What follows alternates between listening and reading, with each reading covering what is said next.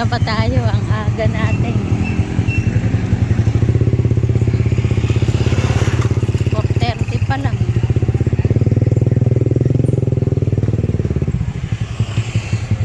Nakuha mo na ng buhok. Ikaw saan ka pa parking? Ikot ka na.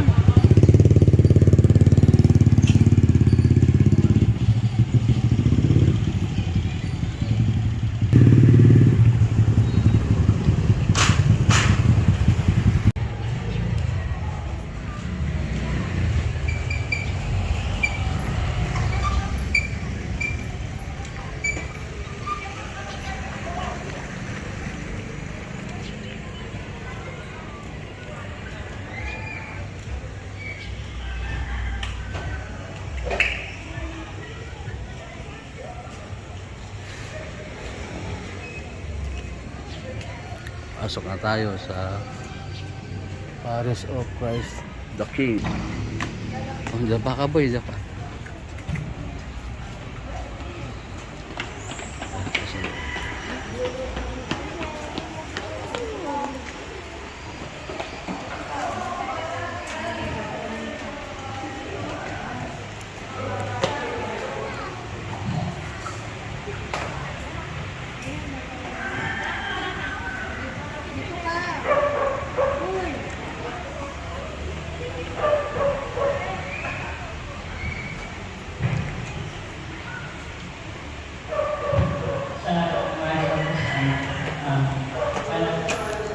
Panalangin ko sa Juan Pablo II.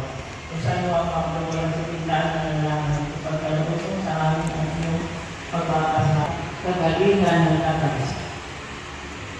Ama namin, sumasalangit ka mo kami ngayon, ang aming kakanin sa araw. Patawarin mo kami sa aming mga sala, para na pinagpara naman yung anak na si Kristo.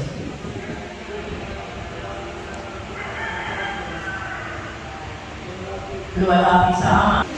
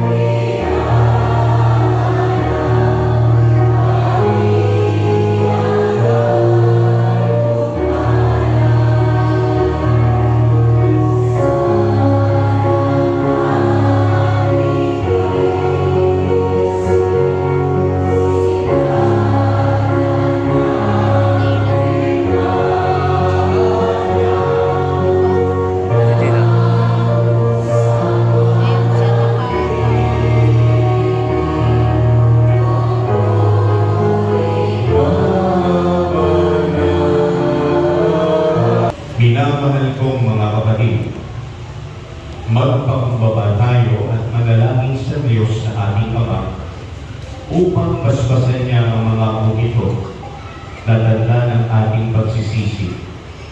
Tayo nawa ay pagkalooban niya ng masaganang biyaya sa paglalagay ng abot sa ating ulo.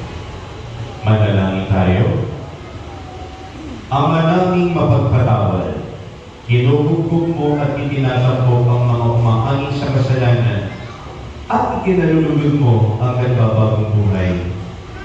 Digli pa kumikugugin sa pagkakaloob mo ng pagpapala bilang pagtatampok sa iyong mga lingkod na maglalagay ng abo sa ulo sa pagganap ng 40 araw na paghahanda para sa Pasko ng pagkabuhay.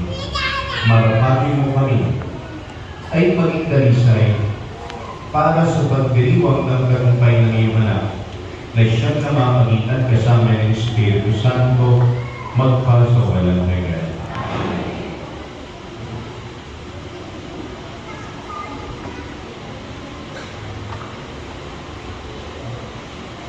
Ngayon po ay ipila po tayo sa gitna na para po tayo tumatanggap ng banal na komunyon.